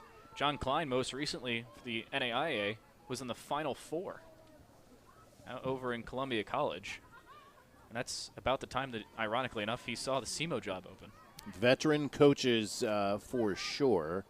SIUE became just the second, and I think still second OVC team to advance to the second round of the NCAA tournament. They eliminated Notre Dame back in 2016, getting past Notre Dame on penalty kicks.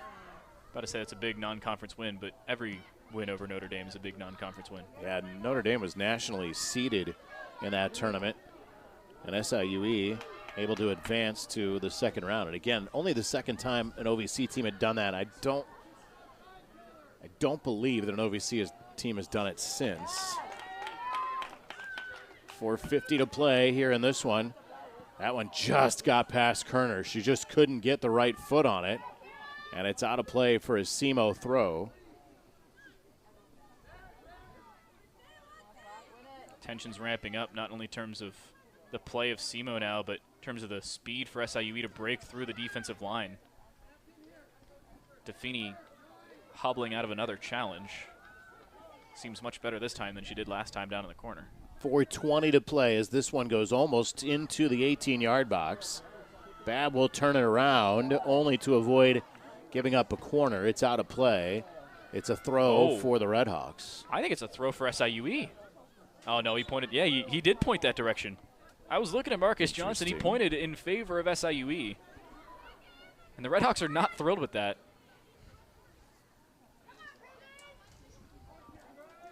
They were ready to take it and move on. That's turned out by Saviano all the way back in the defensive end. Play it out wide. Kubin is out wide for the Redhawks. Her cross knocked out of play. It'll be a throw coming up from near the corner. Oh, this is really good news, by the way. Justine Nelson is coming back on to the field. So, again, it looked kind of scary, to be really honest. And this is the best thing you could see is to have Justine Nelson check back into this game. Same thing for Zoe Boomiller earlier, but Boomiller was grabbing her head, so we were really concerned it was something just today. As Bozeman grabs that one, Nelson, it was a lower body injury. You get a cleat caught in the turf and your momentum completely is stopped. There's a sudden change there. That is when you see, obviously, injuries that end seasons. And that's what's frightening about that. So glad to see. And this guy with a sprained ankle over here, but that's the kind of thing, and you see that a lot, obviously, in football. But so that is again, that's probably the best news of the night, certainly for SEMO, is that she's able to come back in. And here comes SIUE trying to push for a second. That's Defini on the left side. Defini will cut it back, and she'll just hang out in the corner till it's forced out of play. A good win there for SEMO, not only putting the ball out of play, but actually putting it off of Defini. And you said nice to see her back. She was carried off the field by a couple of players or people from the training staff for SEMO. And she returns not only walking back onto the field under her own power, and jogging now. She's got a decent run on the left side. She's sprinting on the left side. She's going to get this ball right now. 2 minutes to play as she brings it back to her left.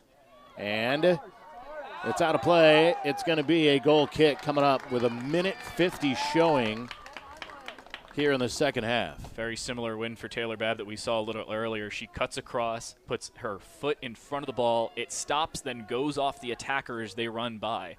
Out off the front. And that goal kick takes a good 20-plus seconds off the clock. And the larger coaching staff for SEMO is not thrilled that more time is still bleeding.